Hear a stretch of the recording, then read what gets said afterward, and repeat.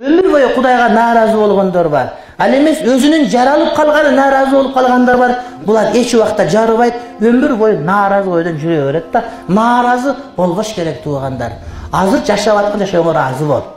Өзүңүн бар экениңе ыраазы бол. Мечитте олтургана ыраазы бол.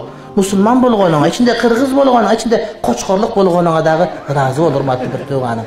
Наразы болбо. Түшүнүктүү урматтуу бир тууган. Сага окшогон кыргыз азыр Кытайда отурат. Үйүндө эмес түрмөдө. Сен биякта отурасың. Сага окшогон кыргыз азыр чиркөөдө отурат. Сен мечитте отурасың.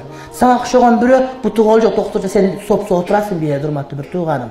Сага окшогон бирөө сөкүсүн угуп сен болсо менин сага осуятым угуп отурасың.